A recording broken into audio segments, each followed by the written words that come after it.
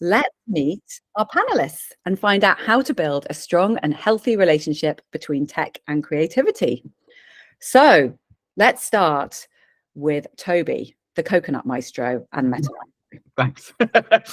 Hello, I'm Toby. I am a performance marketing guru, I suppose. I worked with Joseph back in-house at a company called Step One, where I built headphones there. And then I went on to build my own, what was originally a consultancy, where I sort of got parachuted into brands to scale up their meta spend and reduce their CAC, and have sort of now built it out into its own agency, where we sort of come in and do twofold for different D2C clients. This first half of it is sort of the structural side of Meta and TikTok and Google and Bing, running the accounts, scaling them.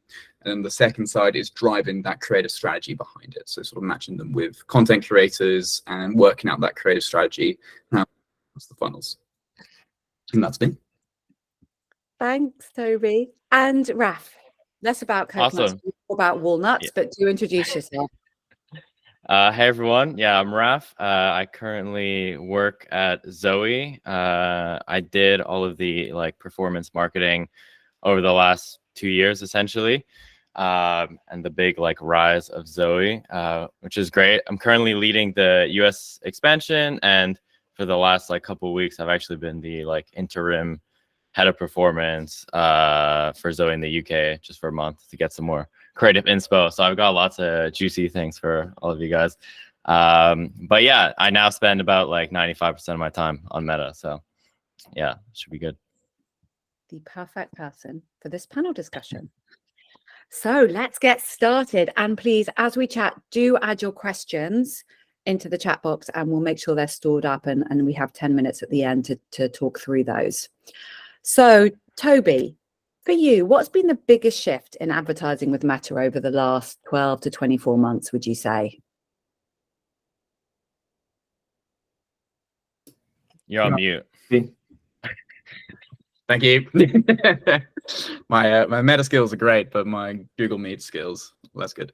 Meta's changed massively over the last 2 years, right? 2 years ago, it was a whole different landscape in the way you would run Meta. You would do these really, really detailed sort of structures and targeting where everything would be broken down to sort of the minute detail of stages of the funnel, right? You'd do everything. You'd separate out Instagram engagers versus Facebook engagers, and you do lots of specific targeting based on age and gender and interest and demographic. And that was how you did it. You would build lookalike audience and stuff like that. Whereas now, in the last year, really, Meta's become fully broad and AI optimized. So what happens now is the program called ASC, or Advantage Shopping Campaigns, where essentially you just choose the country, and you don't choose gender, you don't choose age, you don't choose interest, and you let the Meta algorithm essentially learn and optimize. So what now drives Meta isn't your detailed targeting, but it's the creative that you put into this broad campaign, which then decides essentially the success. So it's gone from being targeting focused to creative focused. Right, and I'm glad I now know what ASC means, because I have been known to just agree with that, not having a clue what it is. I'm going to be learning a lot of acronyms. Raf, particularly in your work across US, UK, anything extra you'd like to add to that? I mean, yeah, as to what Toby was saying, creative has been important on Facebook since the dawn of it, but it's only become more and more.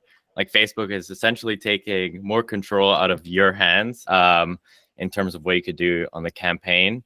And yeah, creative is sort of your big lever you can really do. So it's the big thing, you and your teams should really focus on how do you just become great at creative. Yeah, we can dive further in later questions, but it's been a big part of Zoe's success as well. So yeah. Right, so this really big shift to the creative piece. And I know, for example, that Nick at Surrey, who sadly can't join us, they've shifted the amount of time spent on creative from 30% of their marketing team to 70% over the past year. So it's really impacted their marketing strategy. Toby, how's it impacted yours? What changes have you made? It's interesting because when I started building out my agency, even 10 months ago, there was still quite a big element of the performance structure, and it still is now. The amount of accounts I'll audit and the structural side will be terrible, and there'll be loads of low-hanging fruit to essentially come in, rebuild the structure, and get some instant results. But now the way we drive long-term growth is the creative element. And so I've really sort of switched how my business was originally focused, which is on that performance structure side, to the creative iteration side. So how do we produce winning creative week on week? How do we iterate on winning concepts, winning hooks, winning creators? So that's now such a huge focus compared to what was before, very much structure centric. Thank you. That's really helpful. And what about you, Raf? Yeah, I mean, for me, I'd say like before I was earlier on in the game of creative, of my background, like I've always made like videos myself firsthand. So I built the team sort of around in that sense. But yeah, it's basically always taken up maybe like 85% of like the whole team's time is like just focus on creative. There's like a bit on analytics, but once you have like a good foundation in place and like good metrics you can rely upon, and you have like some sort of source of truth, it's never going to be perfect. So like, don't go for perfection there. You really just gotta, hammer in the creative. So given that there's so much focus on creative, has this changed the structure of your marketing team at Zoe, Raf? Yes. So when I came into Zoe, it was sort of set up in the more like traditional style with like, like a graphic designer, like a video editor. And what I've seen and where like you get really good is when you essentially give like the creative team the data from Facebook. It's like I'm not the feedback like master. It's actually Facebook. It's like very binary, yes or no. So you don't get like the feedback that like sort of to help you improve, but you get the metrics in what direction you should go to. So our whole team is essentially built off this term called like the full stack creator, which goes from like the whole process of like scripting and research to like creating the video themselves and shooting it, to editing it and then uploading it to the account and launching it. And this happens like on a weekly basis, where you make videos every week. And the reason this is so like good in a sense is because like in a very short time frame, you can get a lot better, because you're like constantly doing it. And that's like your main sort of objective. So yeah, it's really interesting like approach. It's definitely not the only approach I've seen to tackle this space to get really good at creative, but is the route we went down. And so really fun as well. Builds a good culture as well. So this full stack creator, which Raf, I have to confess, and this may be because I'm very out of date, is a term that I have never heard of. So do you actually see job descriptions out there now for full stack creators? No, it doesn't. It's not. I wouldn't say it's like a job title, more a description of like what they do. Okay. Job title's more like paid social creator, because you want to lean more into like their creative skills versus analytical skills. It's also a big shift in like the type of person who excels in performance. You want to lean more in the creative aspect, because the analytical side is a lot easier to teach versus the creative side, in my experience. So I want to come to that question. Toby, what about you? Do you also employ these full stack creators? I'm going to keep using this word now because I'm so excited I know it. It's an interesting one. So the way I build out, that full stack creators for me are more like content creators from my side. So they're not necessarily uploading the ads, but they're doing the ad ideation, scripting, creation, editing, feedback loops, and then giving it us to upload it. So I've had quite an interesting relationship with building that out. So back when I was in-house of my last role alongside Joseph, had a massive $50 million ad budget to scale the company worldwide. across the US, EU, UK, Australia, New Zealand. And we're sort of really pushing hard on TikTok and Meta. And obviously sort of content creation, this very much sort of UGC raw video concepts were becoming more prominent.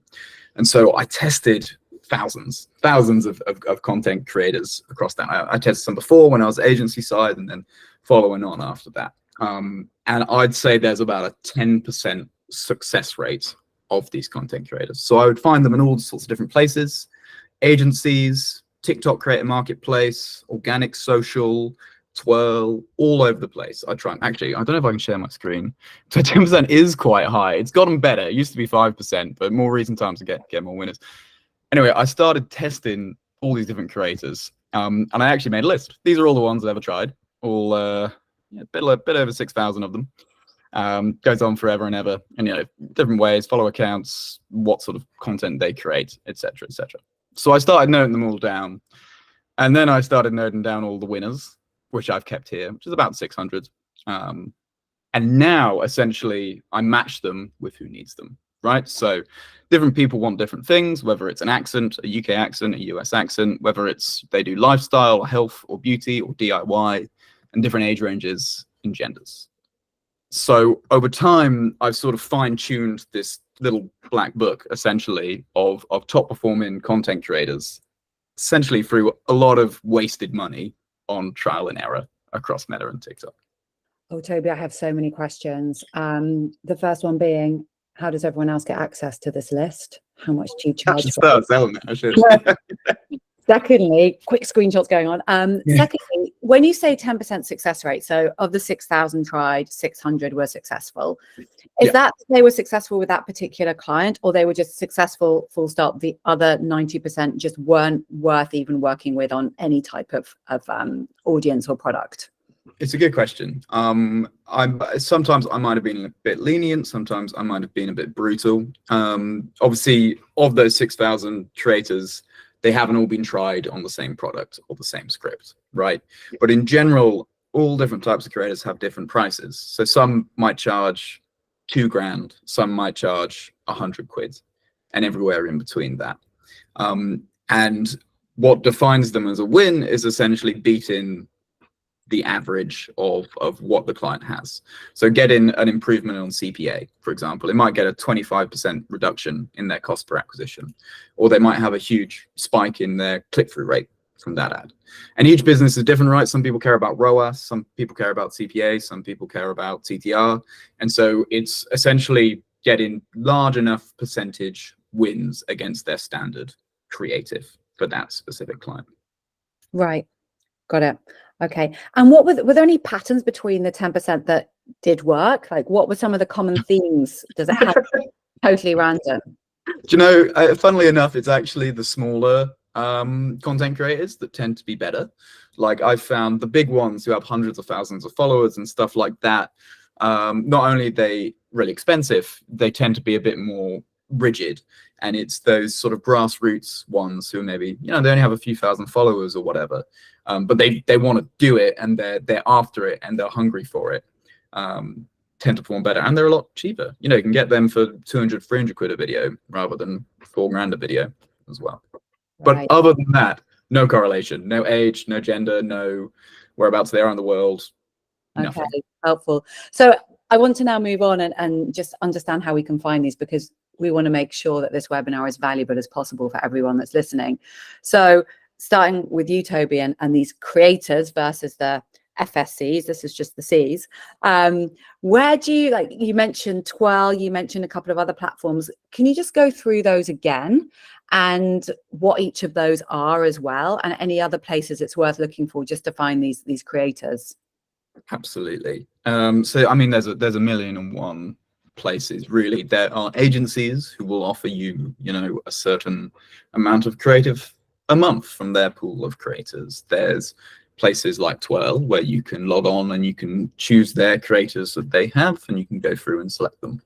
And there's places super organic, like you can go on TikTok Creator Marketplace and you can just look who's on there, and you can try and find creators that might work for you.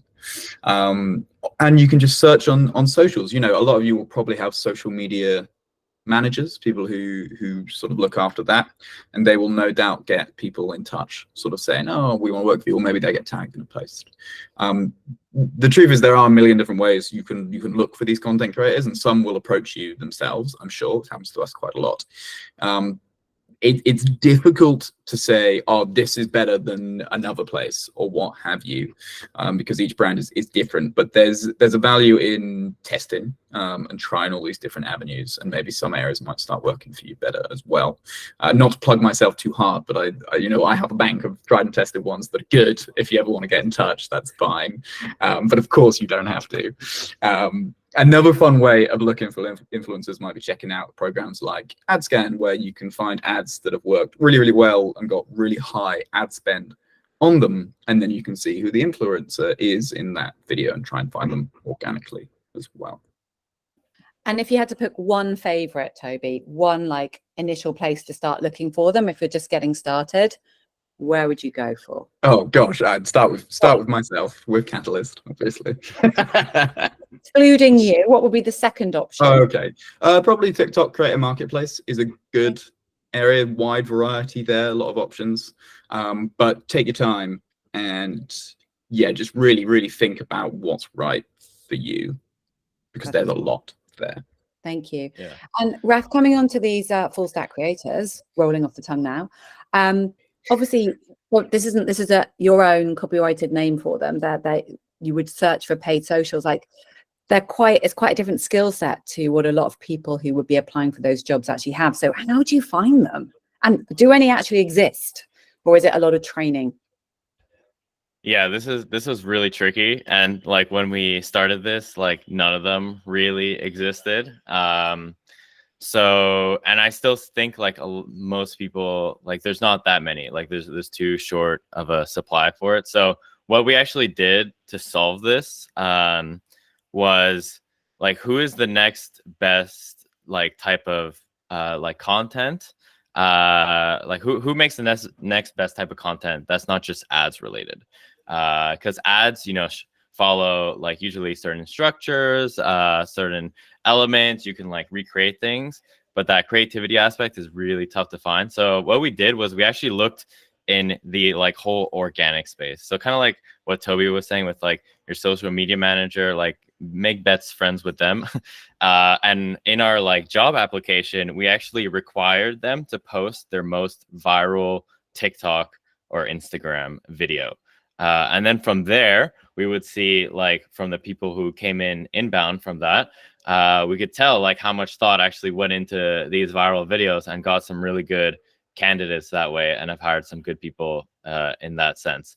But if you're not getting a lot of inbound, then so first, if you do get a lot of inbound, add that one requirement. It's like link your top viral video. If you're not, then yeah, look on TikTok mostly, I'd say.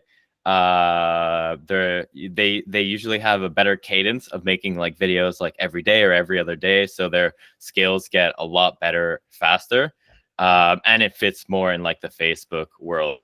You like download the TikTok app, like and scroll through there, try to like reverse engineer the TikTok app of where what type of content you want to see, and spend more time watching that type of content, so you get recommended more of that type of content.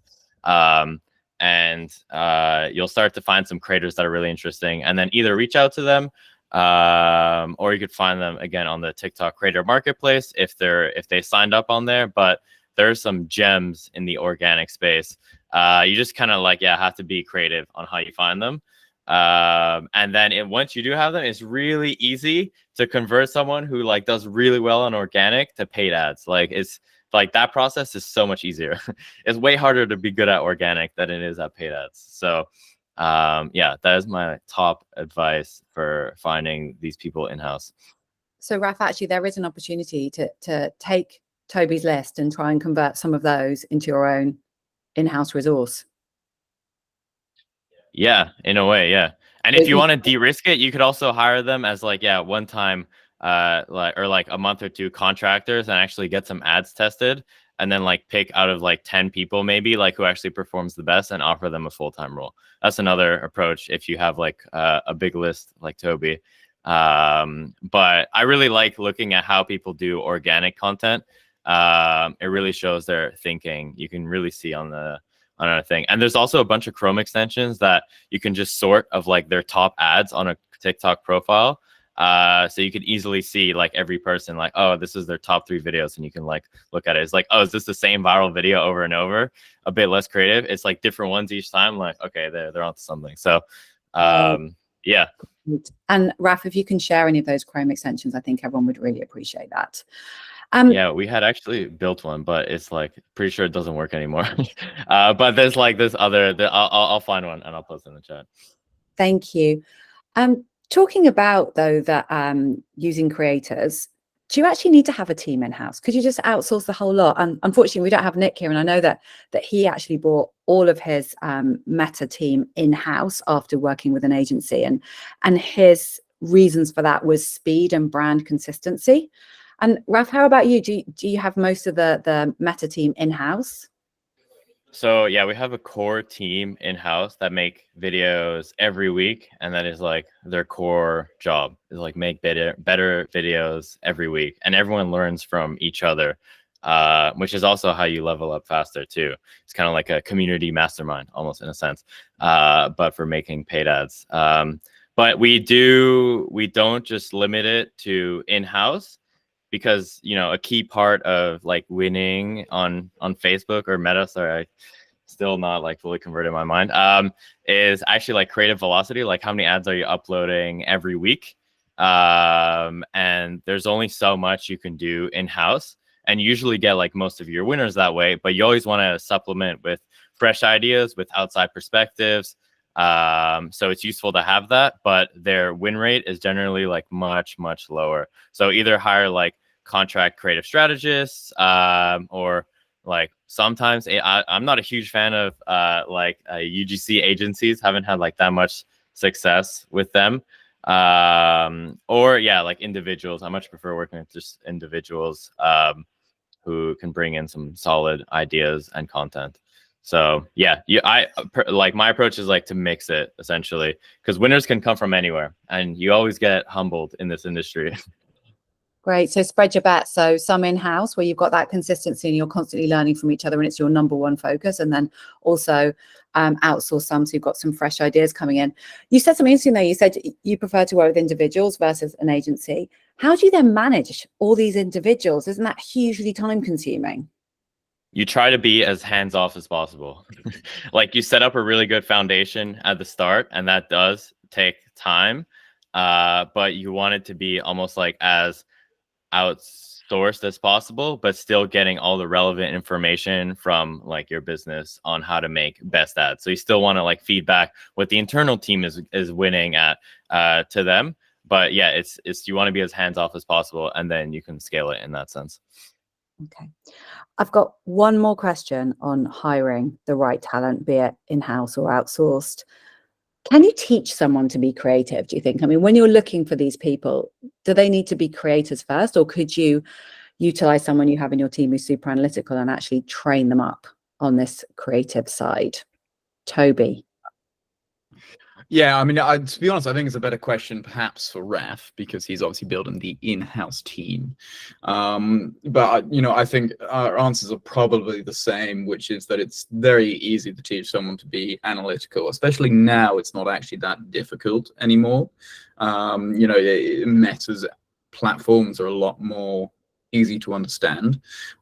It's the creative element, teaching someone to be creative, have creative ideas, new ideas, that is hard to teach.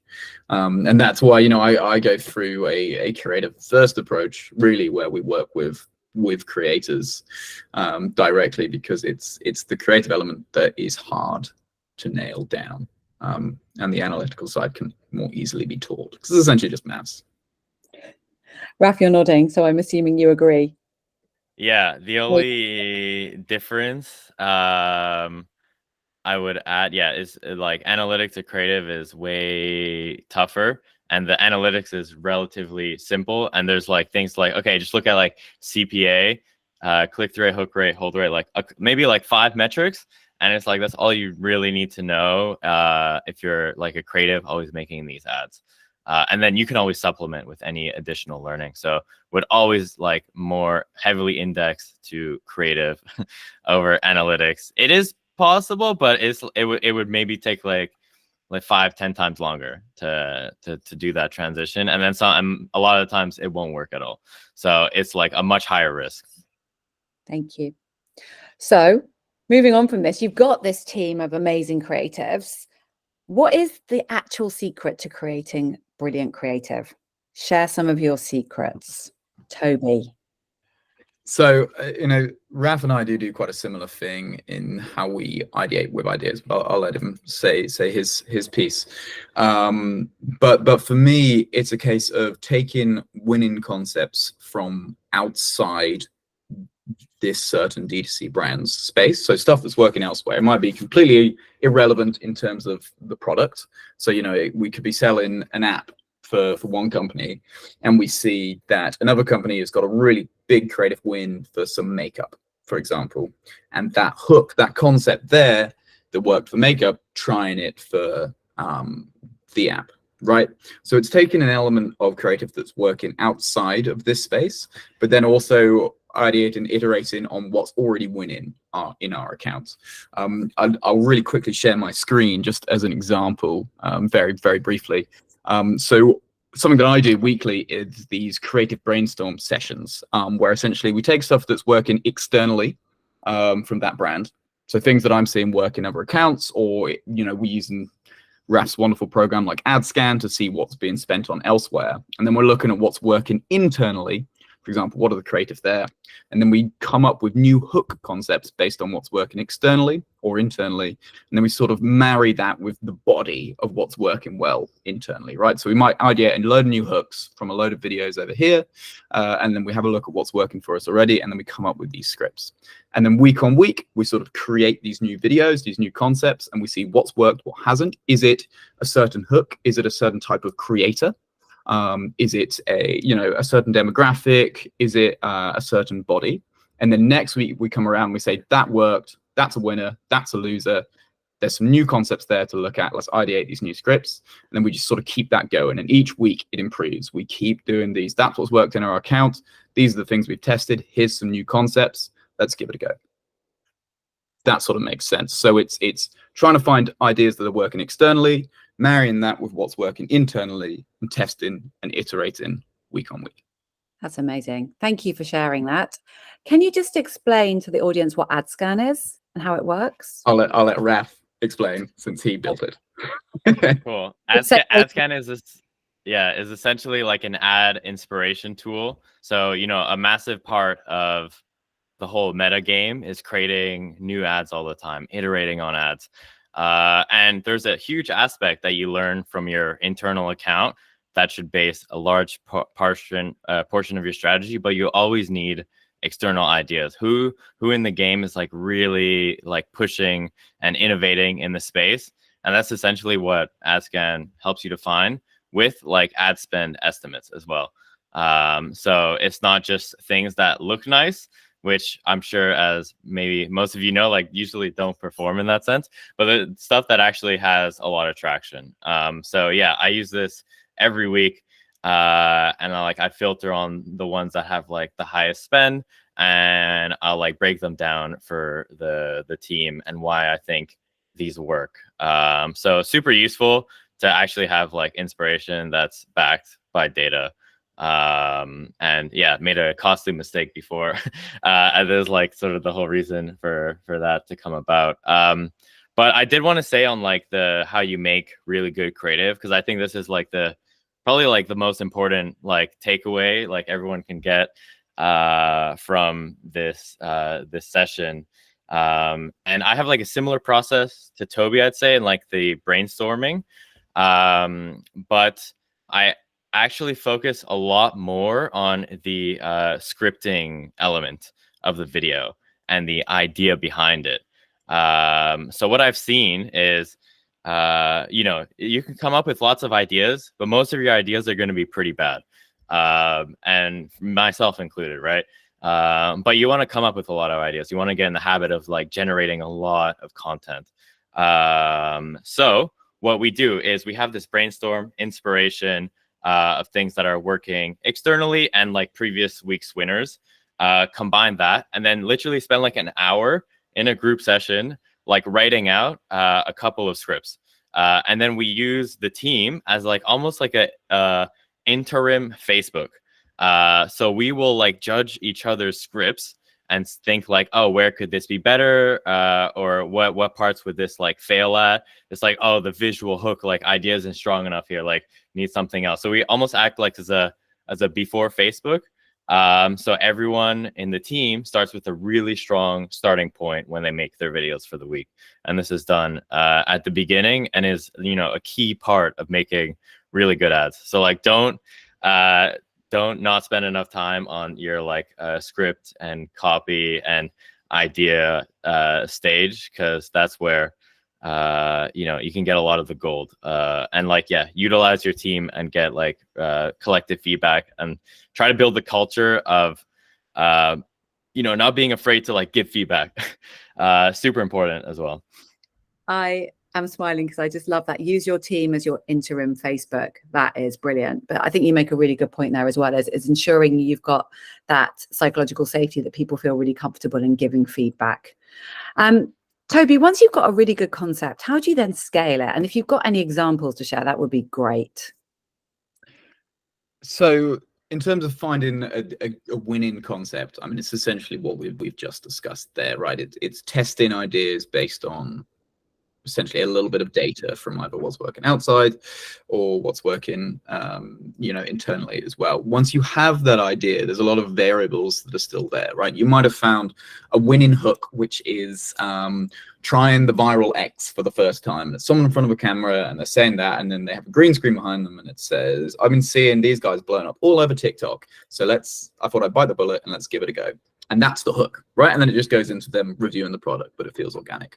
Now you might, that starts winning for you, let's say. Now you might have done that with just one creator. They might have been a bloke in their early 20s who've done it, right? How do you iterate on that?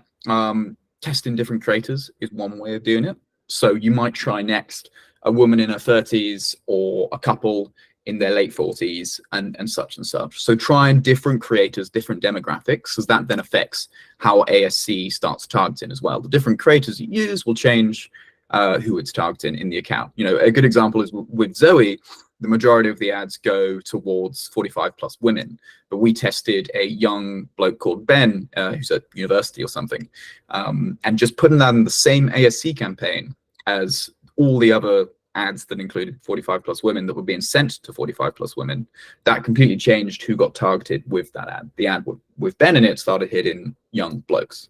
And so we take that winning concept, you could do it for anything, any brand, and you start trying it with different content creators. It's going to change who it targets and it's going to start getting different results. And so that's one way you can iterate on it. Another way is you might find the hook works, but you can fine tune it with different bodies. Or you take the same hook, but you just change what the visual is at the start. There's all sorts of really, really fun ways you can tweak a winning concept to try and iterate on it week on week. And Toby, I don't know if this is a question you can actually answer, but what would you say is the average lifetime for an ad concept as such? How long could it last for? It's very funny. It does depend entirely on the company and the brand. And it depends how much you spend, and it depends how much your CPA is. There's some brands that spend a lot. They might spend $1 million a month, like Zoe, for example.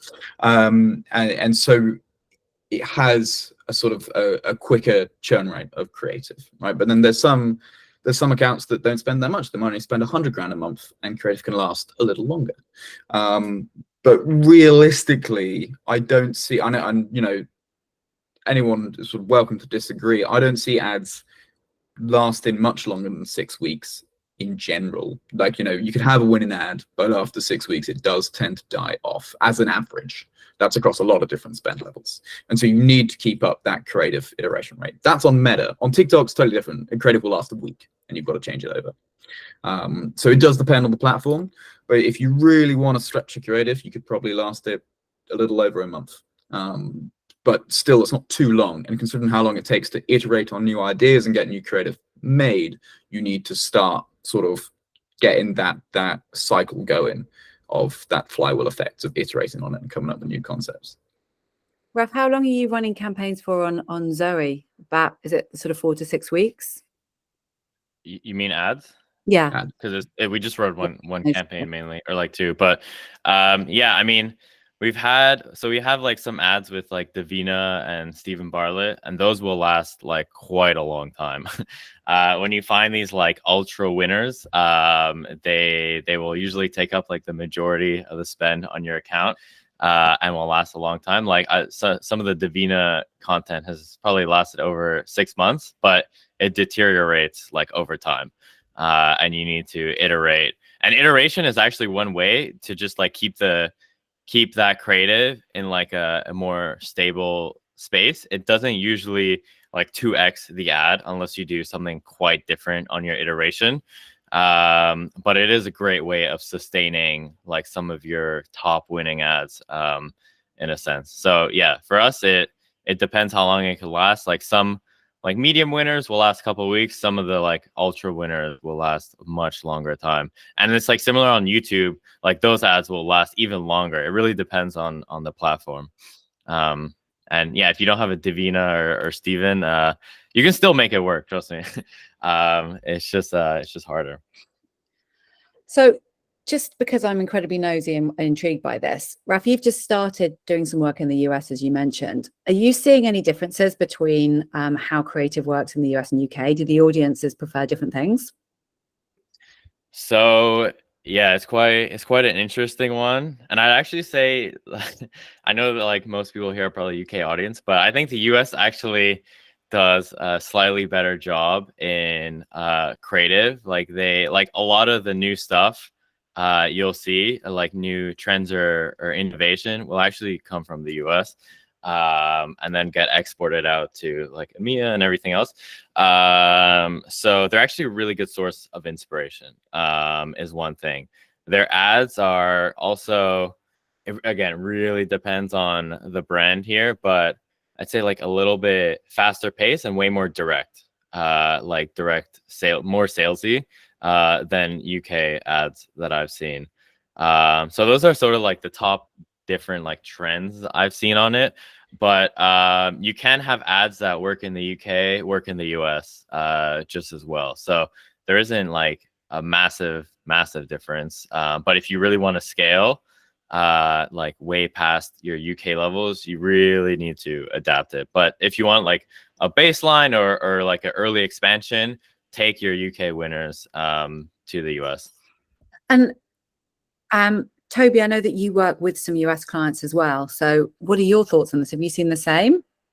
It once again, it does depend on the brand, but in general, you can have some immediate wins with just using your winning creative.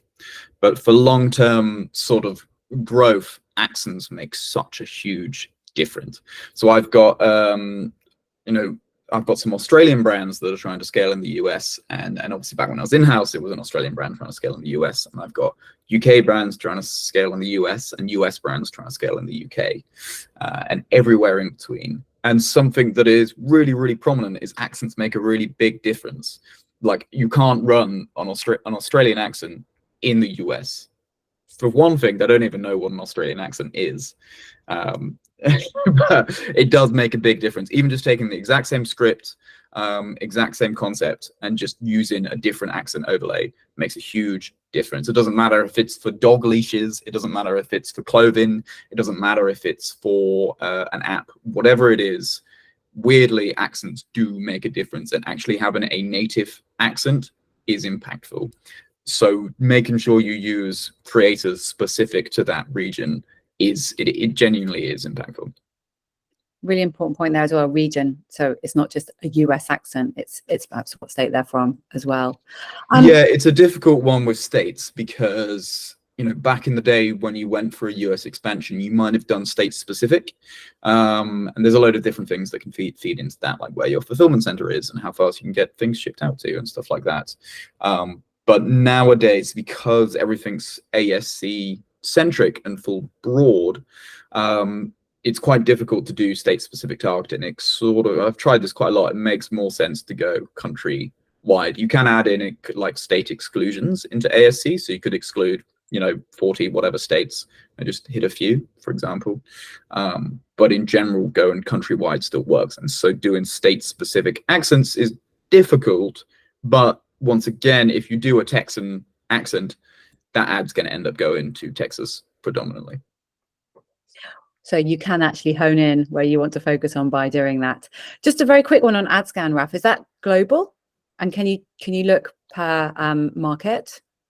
It's mostly EU for now, but we actually have like a feature called InstaSave, which lets you save like ads organically from Instagram. So you just like share it essentially to our profile. And if you're in the US and you see a US ad, you will see like that US ad spend estimate. So we have some US ads, but not like a massive coverage. For now, it's more EU because of the ad library on Facebook. Okay, so in development. 3 questions, as I know we need to leave some time for the audience to ask questions as well. So quick fire round. What is the biggest mistake you've made on Meta, Toby? So someone actually asked about this in the chat, Becca. Letting brand be involved in any way, shape, or form. It's a really, really hard battle that you've got to have, but it's a battle worth having. So many brands want to be the next Coca-Cola or the next Nike, and they have these like old brand teams who essentially, have written like a tagline, and they have a buyer persona and all these things, and none of it is objective. All of it's their subjective opinion. And when you can get data so easily from Meta to learn like who the right creator ought to be, or what the right hook or anything like that is, you can prove so quickly what works and what doesn't. And there's always a brand team that's saying, no, that's not right for us, or we don't want to harm our brand and stuff like that. But there's also a founder somewhere saying, I want 10% month-on-month growth, right? And you've got to push back against brand if you want to drive success. I had a brand which I actually stopped working for because the founder was nuts, and he wanted, scale and spend X amount month for month. And I was like, that's absolutely fine. You've just got to let me test and iterate to meet that demand. And he was like, yeah, sure, fine, do whatever you want. So I would do these tests and iterations on content creators, and they'd be winning, and we'd have winning creators. But because it was a bloke in like their, 30s, and their target persona was a blonde woman from Clapham in their mid-20s, he was like, no, kill the ads, kill it. It's killing my brand. It's not what I want it to be. It's not the ideal buyer persona, but it was working. And so that stopped performance, right? It stopped growth because I had to kill all the winning comment stuff. here, but don't let brand get too involved. I'm just keeping us speedy Sorry. here. Yes, I've gone to a bit of a rant there. Yes. Just to super quickly add to that, we had this exact same challenge, and how you can solve this is by using math. And you're just like, okay, look, 90% of your ads are going to fail. How many of them are going to get how many impressions? It's like what, less than 1% of like your entire ad spend. So it's actually a low risk in a sense, and ads can be paused at any time as well. So you lay out that argument, and then they're like, oh, okay, it's actually not that risky. And then you have ask for forgiveness, not permission type of culture from that. So that's how I solve that. And yeah, you can see it. A lot of the Zoe ads are not like fully on brand, but we like really test a lot. So, but my biggest mistake was actually, copying like bad ads. I've wasted like so much time on this, where I was looking for inspiration. I was using like Foreplay is like a competitor, and there's a lot of ads in there, and I have no idea like which ones actually work from that. And I would like in last January, I think we made like 200 or 250 different like unique statics, and none of them worked. And it was just like it was so hard on like morale and like momentum as well. That's why I was like, I need to find a better way for this, because this is not the path. So that was like my biggest mistake, just like copying bad ads, or using them as inspiration. So I'd love to know more about this, but I'm going to move us on because we want to have some time for questions. So 2 more, 1 sentence each, please. What's been your biggest learning over the last 12 months? Toby, 1 sentence. Biggest learning. Go to Raf first. Hold on. I'll have a think. Your 1 sentence biggest learning. To be honest, you don't necessarily need the exact perfect like target demographic to get a winning ad. This is like, I think, a big like myth in the industry. Obviously you have it, you make it better, but to get a winning ad, you don't need to have that. And yeah, that's my big learning. Toby, your big learning. Polished ads don't necessarily win. Sometimes the more raw, the more real, and sometimes ones with mistakes in will perform better. I've seen across the board ads where they pronounce the company name wrong and stuff like that actually get a better performance. Brand would not like that. No, they would not. Okay, and last question. 12 months forward, what does performance marketing look like? Raf? I think you're gonna see a lot more ads from a lot of companies, but I don't think it's gonna be like I'm now experiencing this now, and I'm trying to like innovate on this solution at the moment. But yeah, AI is gonna, I think, play like a massive part. Like you have things like ArcAds.ai. I'm not affiliated with them in any way, but it's just like the kind of that you just see the potential of what they can make. They basically lip sync and get like a Fiverr creator usage right to like say whatever you want. It's kind of like that Black Mirror episode, Jonah's Awful. That's like real now, essentially. And then you have things like Sora, and you can already do things with like Mid-Journey and create like montages, things. We did this as well, so we already got in trouble with the brand team for that one. But anyways, yeah, like I think it'll make a massive difference in the output. I'm quite scared of how much Black Mirror seems to be coming true right now, but AI tools, that's helpful. And perhaps you could share a couple of them in the chat. Toby, your 1 sentence on what performance marketing looks like in April 25. I think we'll see the complete death of the traditional agency. The idea that you pay a company a percentage of your ad spend just to upload ads is absurd. And it'll shift to a fully creative first approach, where really what you need is content creation and iteration and creative strategy, and that's what's going to drive your success. So the move away from ad buyers to UGC, essentially. Great, thank you very much. Joseph's collecting questions. We've probably got time for 3 or 4, but I'm just going to ask Becca's because she asked it over 20 minutes ago. How do you juggle constantly testing new styles, formats, and angles, especially when you need to be more casual and informal, and being on brand and getting approval from brand guardians? Rafi made a really good point earlier about use maths and evidence. Anything else that you want to add? Have like one person who can sign off things quickly as your like interim brand. I'd say like don't get a lot of people involved from brand, and you'll go much faster in that sense. So that's my other tip on that. And just get buy-in from the team, right? Like be like, this, it's like we need to test to succeed, or else like performance is gonna tank. Like I think you can make a very logical argument on that. Question from Nuria. What portion of creative is creator-led? Do you use any meta partners to create product ads at scale? What do you mean by meta partners? I just want to clarify that. Nuria, do you want to, I don't know if you can come off mute and just share anything? Yeah, sorry, I could have spoken. Yeah, so in the past I was using the likes of Smartly or Adlib.io to create like creatives at scale, but it was not creator-led. It was more like the typical product where you add whatever on top, explaining the product rather than the creator producing the content. Yeah, it's a good question. I mean, it depends how your funnels are built out and what your business is. Because if you're a product like Zoe or Suri, obviously Nick can't be here today, but you're selling really one thing, right? And so what's essential for that is you only ever sell something once. You're not going to sell a second toothbrush, and you're not going to sell a Zoe the second time to the same person.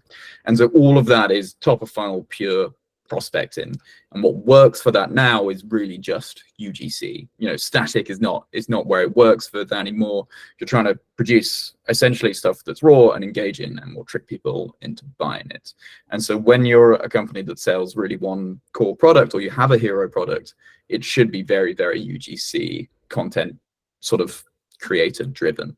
But if you're a company that has a really, really good lifetime value, you have a lot of products, you've also got a wide product base, then perhaps static is still really, really relevant for you. I have some brands that still use static heavily because they their focus might be on new customer acquisition, but more than that, they care about profitable revenue, and they have a customer base that returns month on month. I've got a brand called Opoly, which is a fast fashion brand, and so every month all of the products are essentially binned or burnt, and there's a whole new range of products, right, that are sold. And so for them, they don't need UGC to sell the brand. They just need to showcase what's come out each month, what's the new release to their existing customers, which are in the millions, and that performs better. So it's really about what your business goals are. If you're a sort of high growth startup and you have a hero product and you're trying to acquire as many new customers as possible for the best new customer ROAS or new customer CPA, then UGC is the best way to acquire new customers. Thanks, Toby. Thank you. We've got time for another couple more questions. So one from Forrest, ad copy testing. Do you use a structured way of testing ad copy similar to creative testing? Raf, I have a feeling you will have. In fact, you both will have. Sorry, do you mean ad copy is in the description of the ads? Forrest, I Yes. don't know if you can come off mute. Yeah. Yeah, the descriptions. Yeah. I used to, but don't really anymore. There's an interesting case study that came out from Meta that was like only 7% of people who purchase through Meta actually read the ad copy. It's become less and less important as video creative has become more and more important. Essentially, it's sort of been phased out. I don't know if anyone else has other experiences. Yeah, we have tested this at Zoe, like different ad copies, and we've seen like some very marginal wins from it, but it doesn't really like change the game for performance.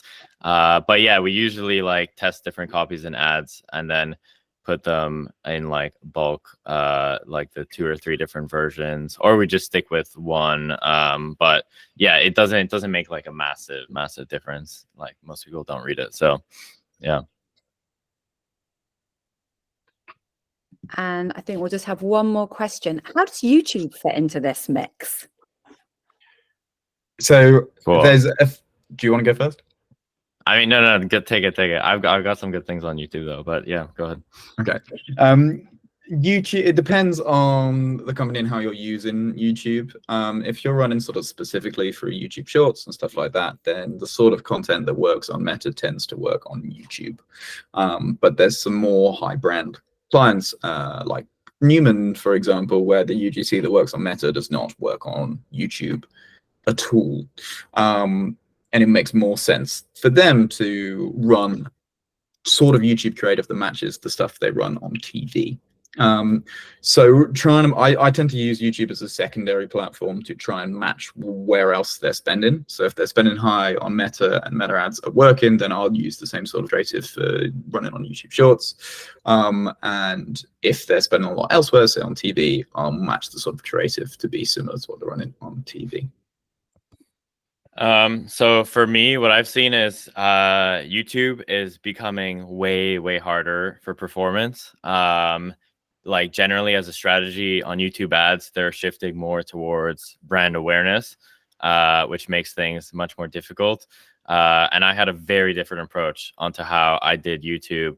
I would sort of like, set up like a shoot. I would write like 5 different scripts. I would have 20 different intros. Like the first 5 seconds is the most important. That's where, 80-90% of your budget is going into.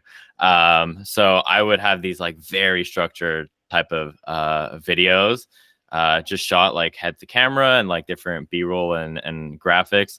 So because like, I mean, with any ad, right, you want it to be as native to the platform as possible. When you watch a YouTube video, it's generally much higher quality than what you see on like Instagram or TikTok or Facebook. So that's sort of the idea behind it. But it is a much tougher channel to crack, and would not recommend it until you've truly maxed out Facebook. Yeah, Thank you. absolutely. If you're not maxed out Meta, don't try and do YouTube. Okay. Well, what we've learned today, ad copy is dead. The traditional agency is dead. It's all about these creators. Thank you so much, Toby and Raf. Amazing insights. I've learned so much. We will be sharing the recording, which I will need because I'm going to need to go back and make some more notes. And if you do have any questions for Toby or Raf, I'm sure they're happy for you to reach out directly to them on LinkedIn. Is that okay? If you could just put your Absolutely. LinkedIn in the chat, they're easy to find. So yeah, feel free to message them directly or pop a note to Joe or me if you've got questions you want us to raise. I've shared a couple of the events coming up with Growth & Co. Again, if you want to know any more about those, reach out to Joseph or me, and enjoy the rest of your day. Thank you so much for joining us and giving us your lunchtime, and hope you've got at least one great takeaway, even if it's to not do anything on YouTube for a while. It's a tough one. Yes, Yeah. guys. Cool. Thank you so much. Thanks, everyone. Great Bye. day.